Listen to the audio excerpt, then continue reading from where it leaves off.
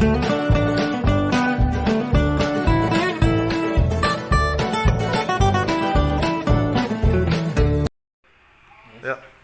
Assalamualaikum warahmatullahi wabarakatuh. Selamat pagi, semangat pagi anak-anak semua. Pada pagi ini kita bertemu kembali untuk materi produk kreatif dan kewirausahaan. Sebelumnya marilah kita bersama-sama berdoa bersama sesuai dengan agama dan kepercayaan masing-masing. Berdoa mulai. Berdoa selesai. Baik, untuk pagi ini materinya adalah sebagai berikut. Sumber daya usaha. Pada hari ini kita akan bahas tentang materi yang keempat, yaitu sumber daya usaha.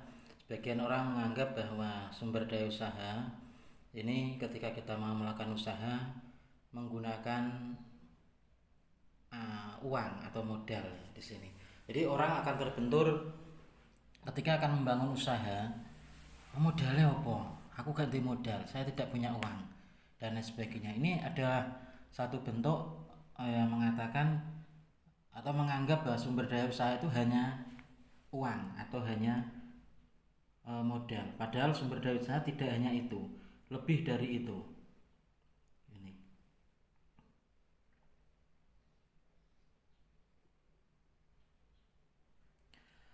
Pengertian dari sumber daya usaha adalah kebutuhan untuk menghasilkan produk atau jasa yang kemudian dapat diperjualbelikan oleh suatu usaha. Menurut Zaki M. Fantoni, SP, MSc, sumber daya usaha adalah sumber daya yang diperlukan untuk mewujudkan peluang usaha. Jadi ketika nanti seseorang mau melakukan satu usaha, ya, baik itu berupa produk, barang atau jasa, pasti akan membutuhkan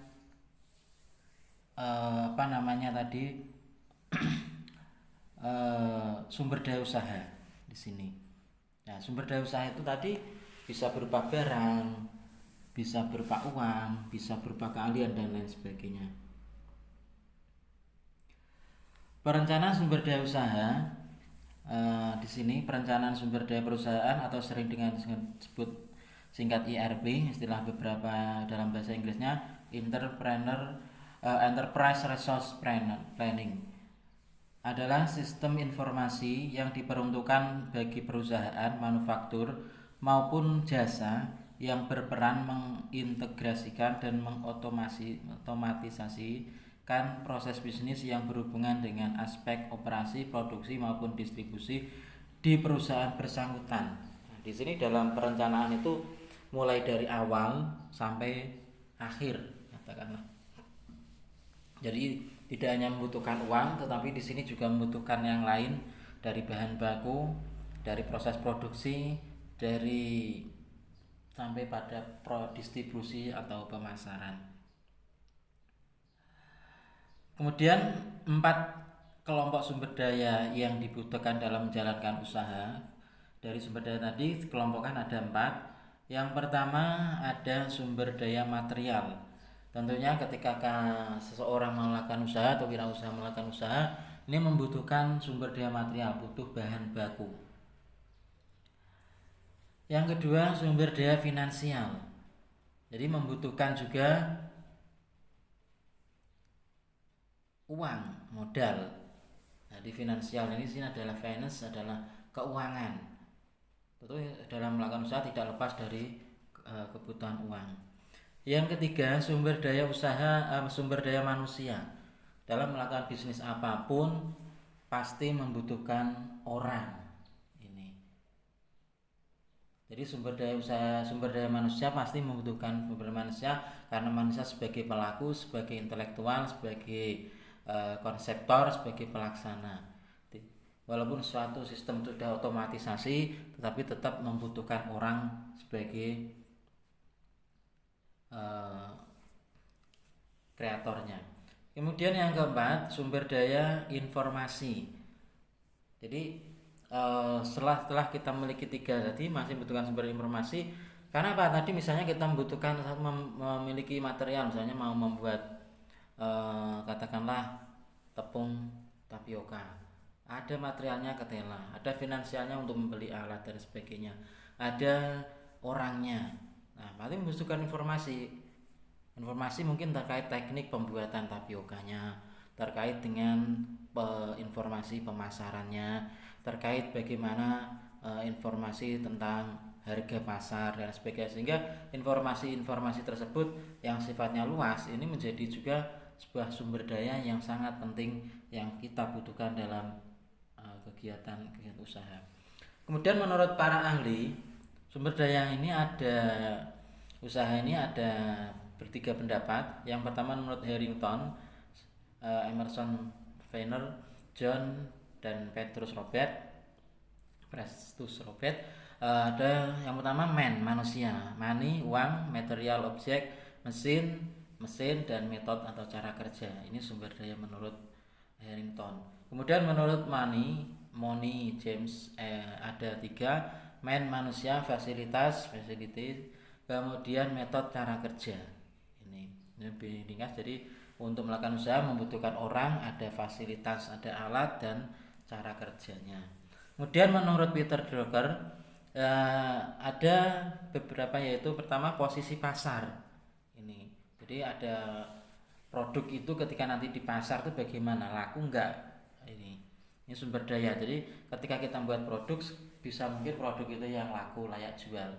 Kemudian produktivitas, ya bagaimana menghasilkan produk terkait dengan pasar tadi. Jadi pasar itu membutuhkan banyak, kita hanya bisa menghasilkan sedikit. Nah, bagaimana meningkatkan produktivitasnya. Sumber daya fisik dan keuangan. Fisik artinya ya material, kemudian keuangan, kemudian sumber daya usaha lagi profitabilitas atau tingkat keuntungan. Ya, jadi tentunya orang melakukan usaha, orientasi awalnya atau utamanya itu adalah cari untung. Ini inovasi, ya produk itu orang itu pasti ada tingkat kejenuhan. Maka bagaimana menciptakan suatu produk yang mana produk itu nanti akan mudah untuk berkembang. Ini kalau produk itu ajek, ya tetap tidak ada inovasi, pasti konsumen itu akan bosen. Ini kemudian prestasi, ya suatu prestasi, suatu yang diunggulkan. Jadi kalau mau produk itu pasti ingin orang itu ada prestis, ya ada, iya kalau orang pakai produk yang bermerek, nah ini pasti orang itu akan bangga. Ini dan pengembangan manajemen dengan memperhatikan kualitas manajemen, prestasi dan sikap serta tanggung jawab, solusi dan publik atau umum. Nah ini menurut Peter Drucker, sumber daya usaha.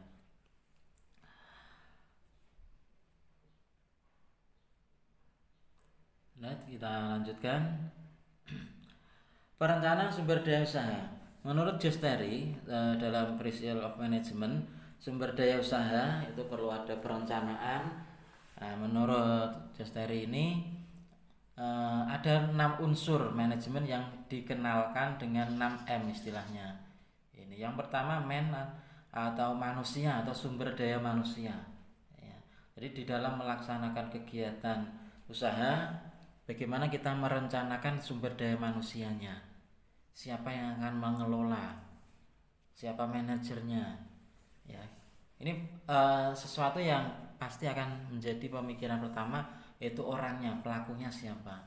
Ini kalau misalnya kalian mau membuka satu bengkel, ya kan, ya, montirnya siapa.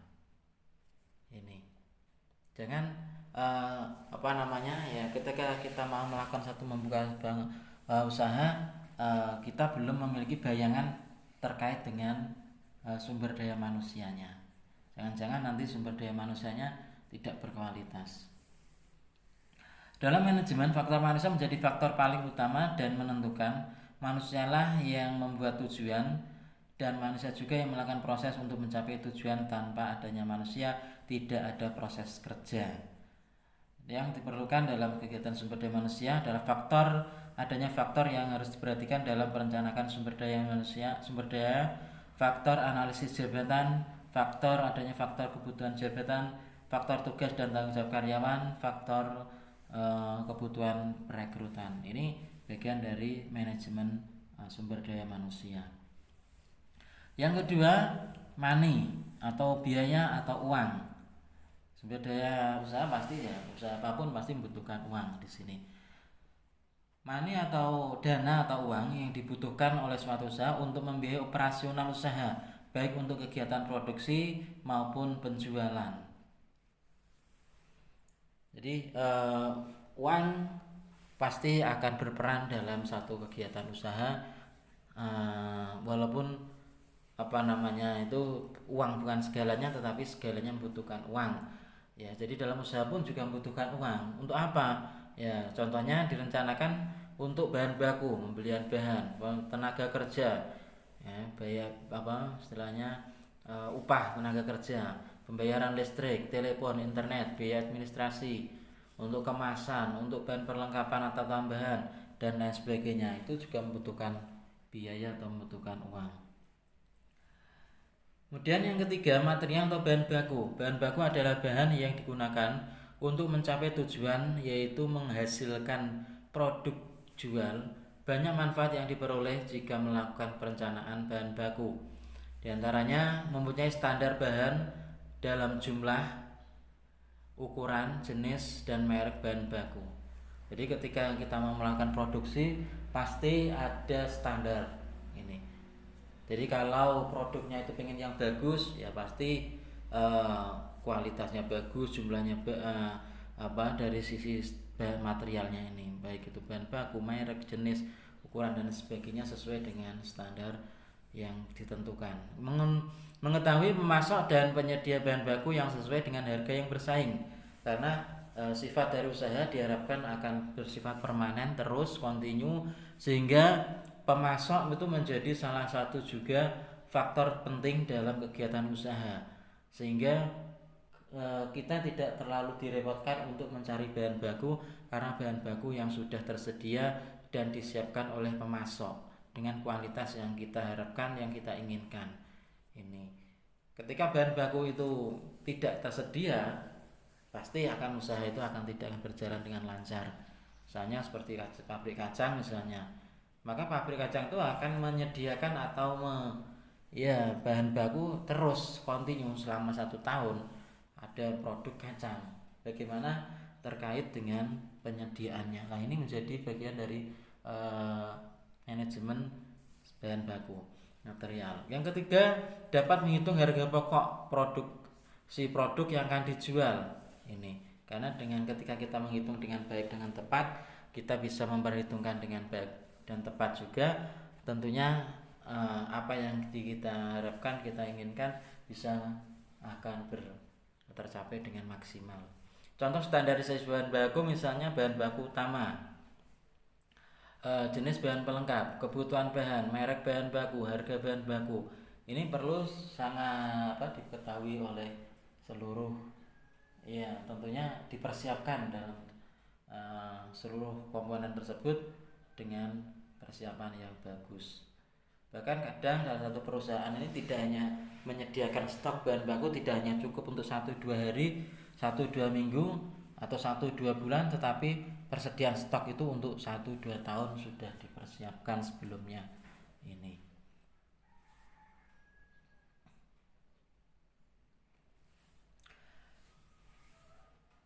4, mesin punya peran penting dalam proses produksi, terutama untuk jenis usaha yang memerlukan peralatan untuk menghasilkan produk. Pasti ketika melakukan satu produksi ini membutuhkan alat, membutuhkan mesin. Mau bikin ceriping butuh mesin, alat. Mau bikin video butuh alat.